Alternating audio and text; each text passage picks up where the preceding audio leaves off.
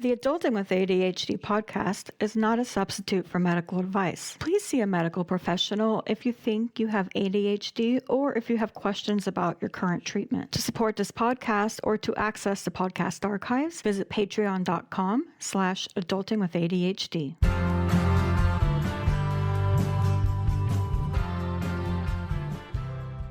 This is the Adulting with ADHD podcast, self-empowerment for people with ADHD. I'm very excited today to have with me Theresa Lear Levine, who is an EFT master practitioner and energy coach. Theresa, happy to have you today. Oh, thanks so much for having me, Sarah. It's awesome to be here. Thank you. I'm very interested in what EFT is and what energy coaching entails. Can you tell us a little bit about that? Of course. I'm excited to do that. And most people have no idea, and that's just fine because it's not something that I knew about until, the last several years, even though it had popped up on my radar here and there. When the student's ready, the teacher appears. Yeah, EFT is a form of energy psychology, and it has a basis in ancient Chinese medicine and techniques and things that have been around for thousands of years. So sometimes people can think that it's a little bit like woo-woo or out there. And it's very scientifically based and extremely logical. And it uses our meridian endpoints so that those same areas in our body where if you went to get a deep tissue massage or you went to see an acupuncturist, they would access those same points in your body to release pain. We do the same thing. We combine modern psychology and these meridian endpoints and tap with our fingertips on various different places from the top of our head, around our eyes, under our nose, under our mouth, our collarbone points, under our arms. Those are the main points, but we've got a bunch more on our body that are also really helpful. And we release the negative stuff that's bumping around in our heads and bodies, and we neutralize our nervous system and we feel better. And the coolest thing about EFT is that you can use it on anything that you can feel. So that means emotions, that means physical pain, a past. So if you have a trauma or a problem from long ago, we can still access that and make things feel better in the present moment for you. And if you're somebody who worries or gets anxious, which is future pacing essentially, we can help with that too. And it's really all about how you're feeling right here, right now, because that's the only place that anything's really happening anyway. And that's what EFT serves to really help with. So that in a nutshell is EFT. But when you have something that you can use to literally treat anything negative that you're feeling, or even improve upon positive things that you're feeling, there's always a lot more to it. Yeah, absolutely. So to set up the interview a little bit, we crossed paths because of our background in ADHD and trauma. And just from my point of view, I've been doing a little bit of work like this over the past couple of years, and that's kind of how I got interested in it. And so I'm really curious to know how your background in ADHD and trauma informs the work you're doing now with EFT and energy psychology. Yeah, absolutely. I mean, everything always flows into something else, doesn't it? Yeah. And so my ADHD has been with me forever. It's not something that I paid a whole lot of attention to in my younger years. I just was how I was, and that's fine. And honestly, that's still the case. But now there's a diagnosis that goes along with it. So then you can start to look at other things too and think about those things a little bit more. But I really try to look at the upside of my ADHD as much as I can. But when you have those kind of struggles, it really does, it's made me more sensitive to the things that my clients are going through, as well as myself, of course. It has informed me about when I need to push further and then when I also need to give space and pull back, and to also just pay more attention to that resistance that's going on. It's deepened my empathy and allowed me to know how well these techniques work because I've used them on myself. Mm-hmm. And when I coach people and help them with these kinds of things, it's not a cookie cutter sort of thing. It's very personalized and specialized to the woman that I'm working with. So sometimes we're talking, sometimes we're tapping, and we're just knocking things. Sometimes we're even just knocking things off of a to-do list during a session. I had a client the other day who needed to prepare for an interview. And she also has ADHD and high functioning anxiety. And she was feeling really overwhelmed and having this kind of imposter syndrome feeling about what she was getting ready to do. And we had worked on it so much with tapping and she was feeling really good. And the only thing that was left as far as her feeling of overwhelm was that she hadn't gotten prepared around the interview itself. So we ended up just shifting gears. And instead of tapping on it, I just helped her prepare the questions and feel confident in that way. And then there was nothing left that she had any resistance around. It was all done. And she didn't have to worry about doing it later or procrastination or self-sabotage or any of those things that we come up against. So that's being in that position myself in so many cases. I know that sometimes we need to work on the thing, and sometimes we need to work on our inner selves. And sometimes the combination coming together is really just the most fabulous. So whatever provides the most relief, the most release, the most inner calm and empowerment is always where I put my focus. And there's no pretend celebrating or fake happiness around things when we're feeling crappy about them, because that doesn't help. And EFT, one of my favorite things about it, because people always see me as such a positive person. Oh, how are you so happy about things all the time and everything else? Yeah. Well, I'm not. Right. I use EFT to release those really like low down negative vibes and the really crappy feelings that are going on, and give them a voice, allow them to come up and out, let them be seen, let them be heard. And then it's so much easier to move on and actually genuinely be positive and happy, instead of trying to cover over all the stuff that you're trying to push down that really just makes everything worse. So that's some of the ways it's informed my path and showed up for me and my clients. Yeah, I relate to that a lot. And I love how, with what you were just saying with your client, how you literally were pulling her into the present moment. It's, oh, you have an interview. That's what you need right now. And I know in my own work, I'm doing EMDR talk therapy with somebody. And you're right. It depends on the day. Sometimes we're sitting there and it's, what do you need right now?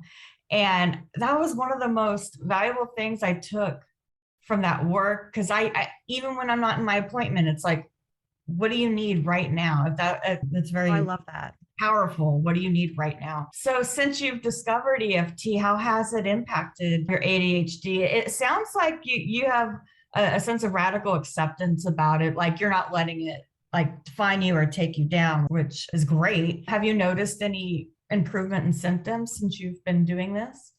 Yeah, don't get me wrong. I can go down that rabbit hole and get all hung up in my own funk about productivity or the never ending to-do list or not feeling like I can manage time and all that kind of stuff. Yeah. But at the end of the day, there's so much creativity and good stuff that comes out of my ADHD that I'd rather look at that for sure. As far as symptoms and the radical acceptance, you're right. There's a heck of a lot more of that for me now than there used to be around everything. And at the heart of EFT is love, acceptance, and forgiveness. So especially self-love, because we're always thinking about love and we're thinking about the way that we love other people and what we have to give.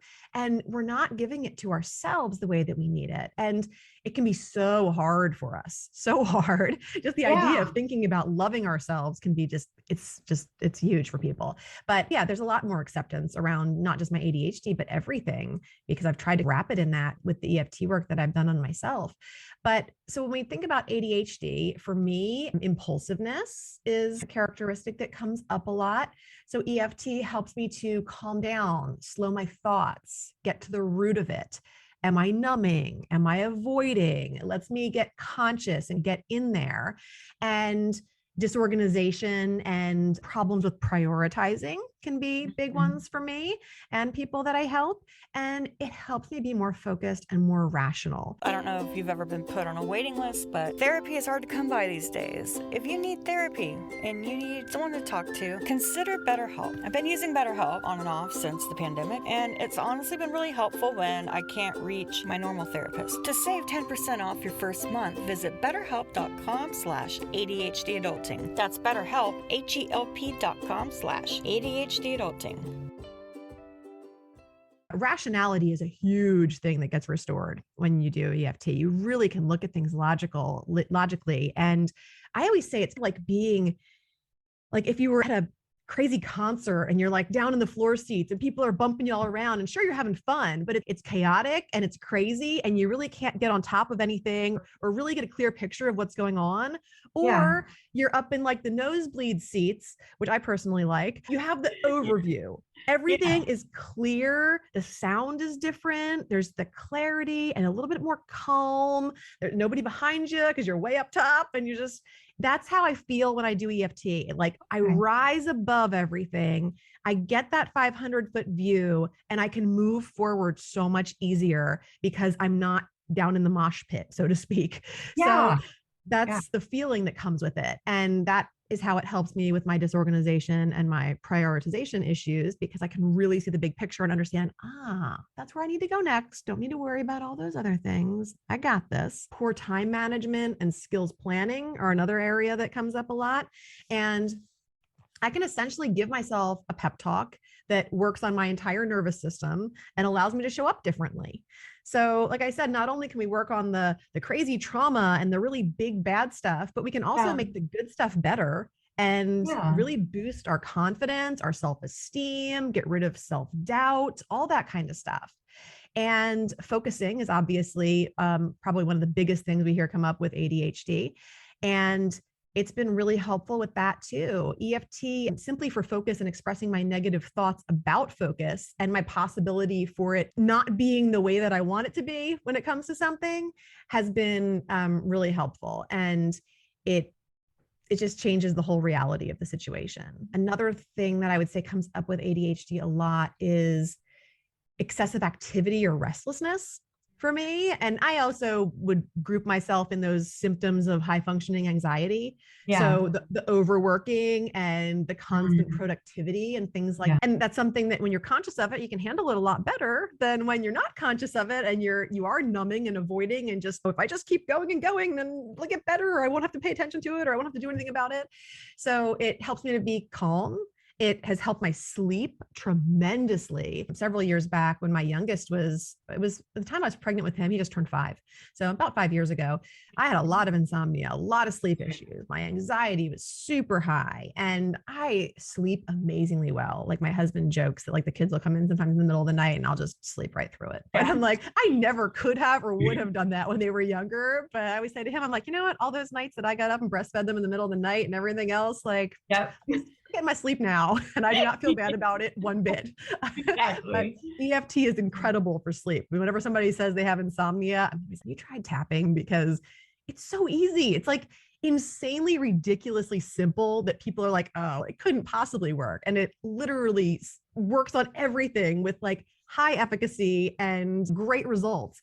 So I definitely say try that before you go to Unisom or a sleep aid or something else. Give it a try. Worst case scenario, you do need something else, but best case, you don't need anything else. And you've taking care of it with your own 2 hands and the thoughts in your head. And that's more empowering than anything else, in my opinion. And then low frustration tolerance is probably the last symptom that I would say comes up for me a lot with ADHD, is getting agitated and frustrated and irritable and not always feeling as accepting as we'd like to feel about things, whether they're our own things or other people's things.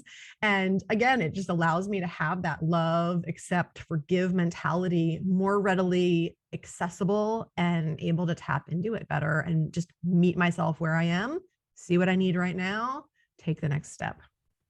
Absolutely. So we've talked a bit about ADHD. I want to get back to the trauma. When you think about ADHD and you think about trauma held together, what's the most impactful thing that you've learned in your work about the two together? Yeah, I mean, I dislike that people have been through traumatic things for them. I have a lot of empathy for the things that people have been through. However, I love working on trauma with EFT. So just because it's so gentle, because it's so effective. And so when you think about the underlying causes for behaviors with ADHD and trauma, they have different causes, but post-traumatic stress disorder, or PTSD, I hate the D in there because I don't like to think of it as a disorder. I think of it just the way that we deal with stress and trauma. They present themselves in similar ways. So for instance, like inattention, distraction, restlessness, outbursts, irritation, depression, disruptions to sleep, memory issues. They're just some of the commonalities and symptoms between trauma and ADHD. And so in many cases, there's no significant difference between the symptoms, and it can be a little tangly when we have both, which myself and most of my clients have. Right. There was this recent study that found a high likelihood of adults affected by ADHD also experience PTSD. And I want to be clear that PTSD doesn't have to be caused by anything. No, you don't have to have been to war and back or anything horrible to have experienced something traumatic that is still impacting your nervous system and the way that you feel on a daily basis, even if you're not consciously aware of it. So with people who have experienced at least one traumatic event in their lives, about like a fifth of them will experience symptoms of PTSD. And the sad part is that most of them will never reach out for help. And EFT is the gentlest, most effective, and quickest way to treat PTSD. It's so beautiful and transformative in its modality for treating trauma. And I love digging into people's traumas with it because it's not so painful and hard for them as they think it might be.